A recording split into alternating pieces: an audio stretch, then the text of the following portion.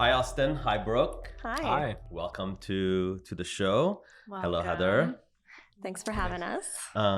Thank you.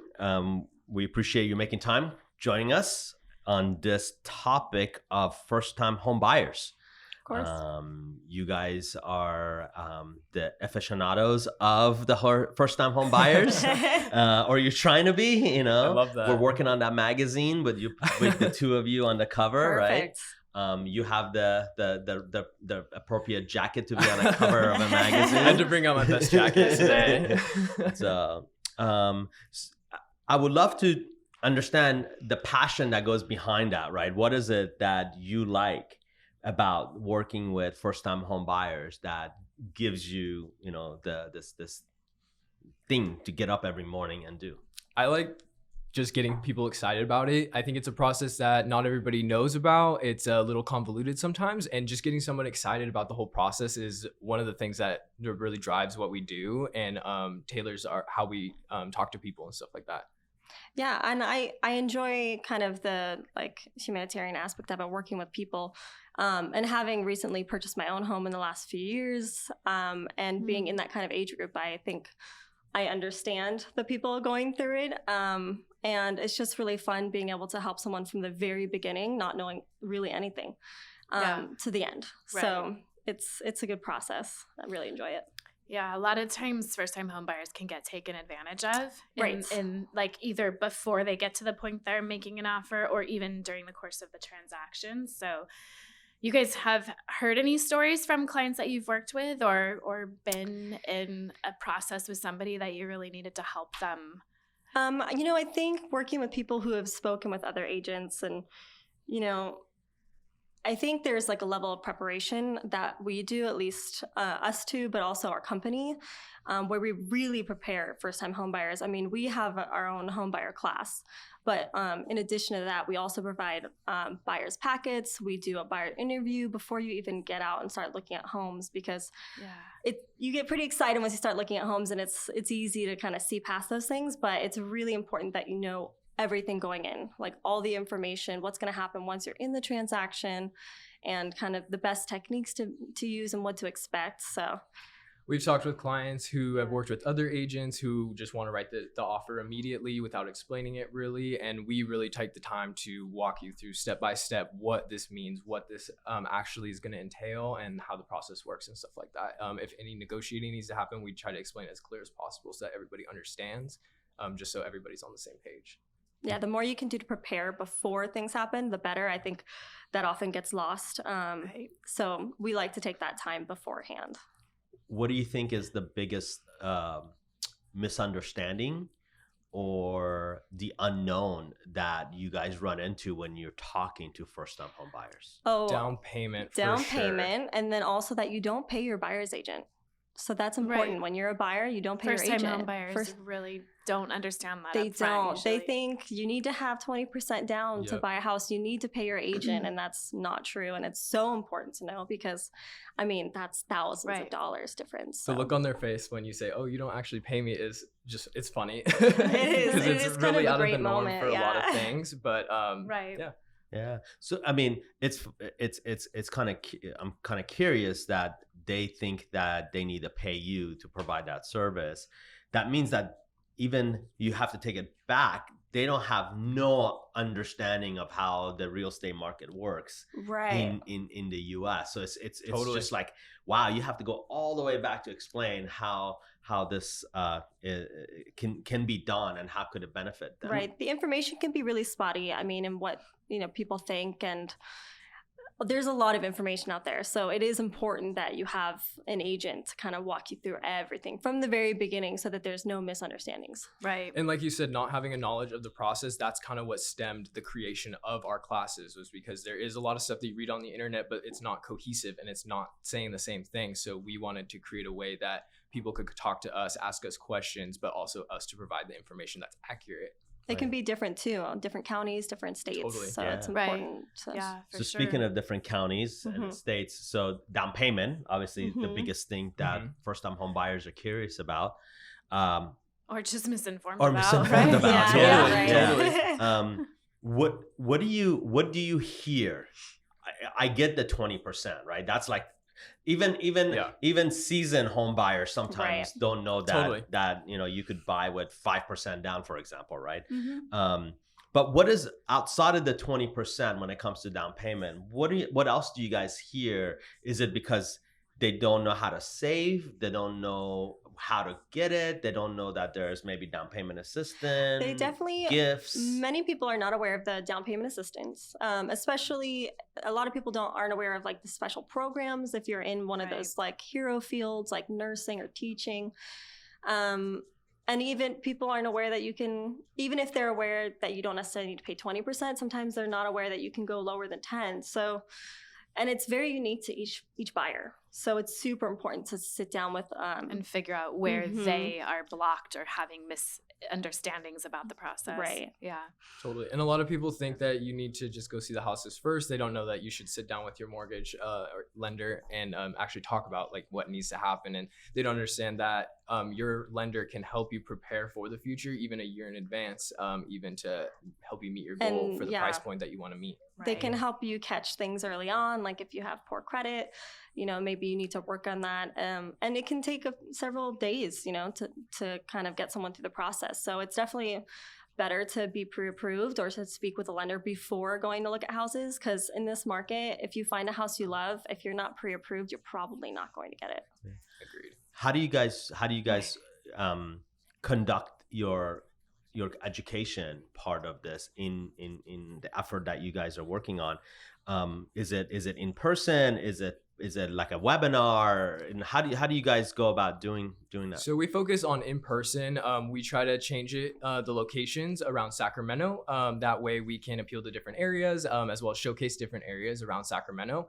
It is in person Q&A style. We'll have a little meeting in the beginning where we talk about a certain amount of information about the home buying process, and then we like to leave the end open for Q&A so that people can ask us questions, and that really helps us tailor our next class about it as well. What questions were people asking? Were these good questions, and how can we better our class? Yeah, and just to bounce off what he was saying, we for the classes we usually do present some information and then provide a Q&A so people can ask questions.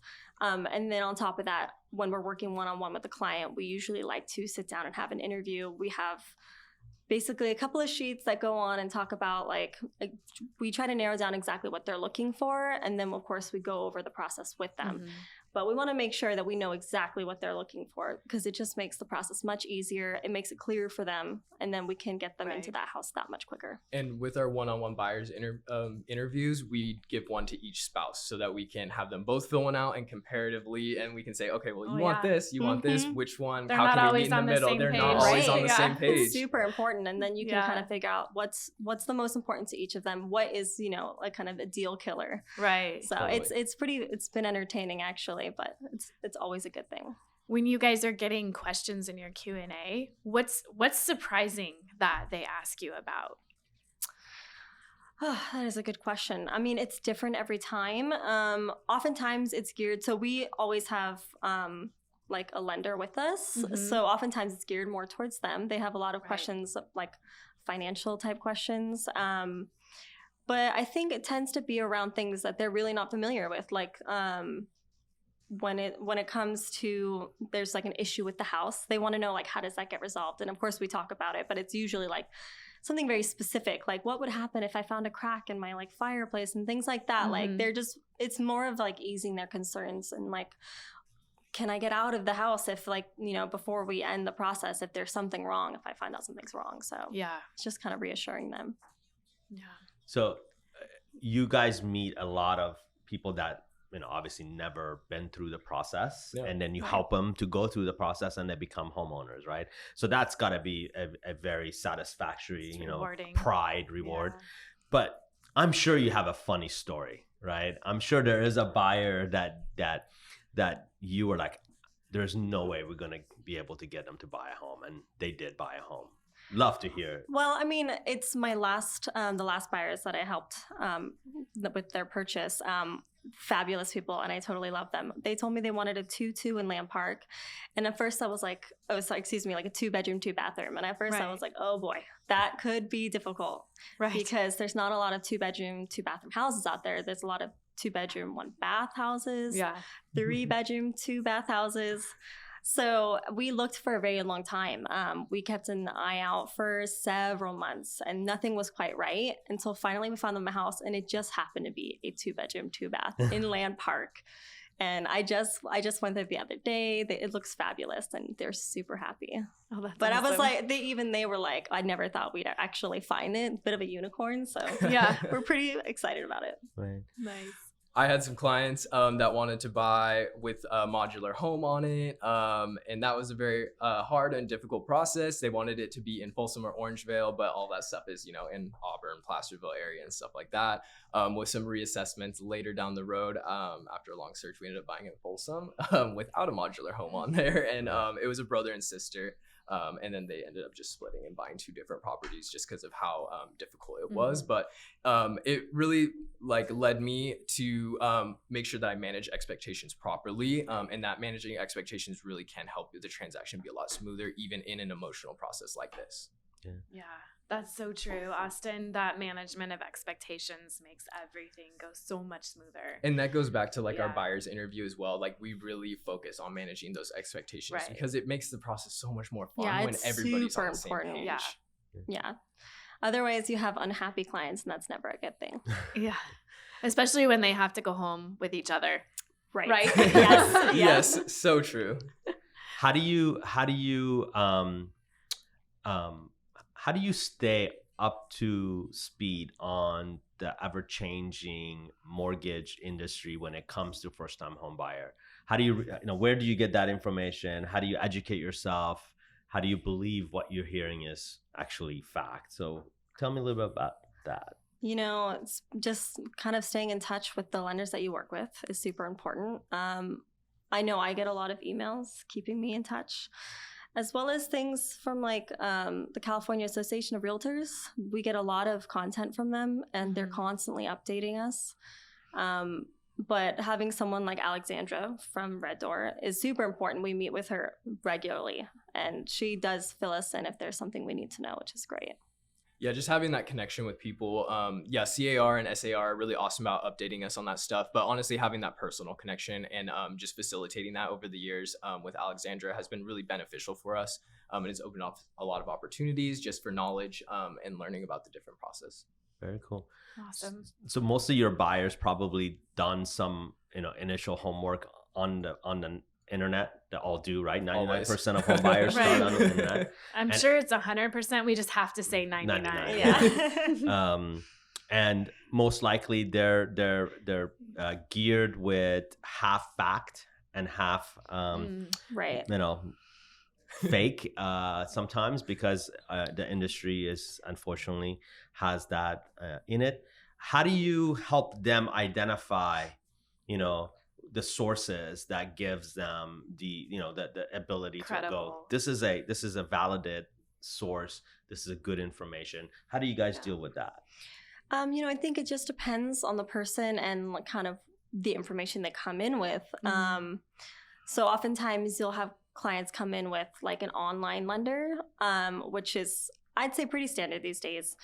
But realistically, sellers and their agents don't want to see an online lender because they have a higher fall through rate. So they're really looking for a local lender to help them out, to go through that process with. And so kind of educating them on fall through rates and stuff like that, and getting them in touch with someone to kind of talk about hey, this is just kind of inaccurate information. It's kind of always iffy when you're finding your information through the internet. I'd say that about anything. And on the real estate side of things, we run a blog called The Sac Localist, where we talk about things in Sacramento, as well as we talk about real estate tips and stuff like that. We try to write them in very easy, digestible formats, and we'll cover things like contingencies. What is a contingency? What goes into the process of buying a home? What are the first steps in buying a home, and who you should talk to and stuff like that. So we really try to have that as well to supplement our business and supplement the face-to-face with some online presence as well.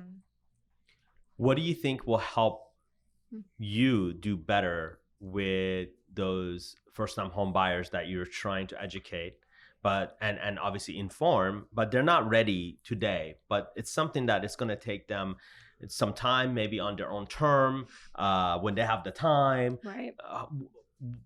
What do you see? What do you need? How do you utilize the different things that are available today to help you with that? I think frequency of contact really helps. That's really the most important. Just checking up with them, making sure that they are still doing okay. If they have any questions, making sure that you answer them. If they have, if they need guidance, making sure that you direct them in the right way, in the right person. I think it's awesome with the app on RedDoor because that is a little less intimidating of an experience for people to get mortgage information and do it in a way that you can just do it on your phone, and you don't necessarily have to have the intimidating conversation with the person, even though it's not intimidating. But a lot of people feel that intimidation or are scared to actually find out the truth, from a person. Right. So it's easier to find out from your phone, honestly. And, Right. Bouncing off of that, I think utilizing online tools to stay in touch with clients. And I mean, Agreed. we send out newsletters. We both have Instagram and Facebook, of course. So we like to stay in touch through those as well. Social media is a huge part of our business, and just connecting with people and promoting our content and stuff like that. And remind me again, your The blog. the localist, the SAC SAC localist. Okay, Correct. cool. Very nice. Want to check it out? Yeah. Check it out, please. Yeah. Please. How many times have you found had a buyer that you could not actually find them an opportunity to buy over the last few years? I think it just is more of a matter of time, and then as well, it's kind of managing those expectations. So if maybe they can't find the right home, it's because they're asking for things that aren't available in the market. Right. Looking for a $300,000 house in East Sac isn't going to happen. But I mean, it really is about managing those expectations and educating them. But it wasn't because they couldn't afford to buy. It wasn't no, definitely not. It's just, maybe we're not looking in the right areas. Right. And I think that's probably some of the, issues that are out there today, is that the first-time home buyers, it's not that they're not qualified or they couldn't find a qualified mortgage option. They just don't know that they have options. Right. But I bring this up is because you read in the news talking about Americans are becoming a country of renters. Mm-hmm. And it's because they can't afford to buy a home, or they don't know how to buy. And I find that's, in my opinion, is because the wrong messages being sent out that you just can't afford because you just can't afford, versus educating, informing. And I think you guys are taking step to not only providing a service, but that education that, hey, there is an opportunity. Here's how you could become a homeowner, because we all know what that means to a person or to a family when they have that stability surrounding them. And I totally agree with you. I think a lot of people think they're under the impression that they can't afford to buy.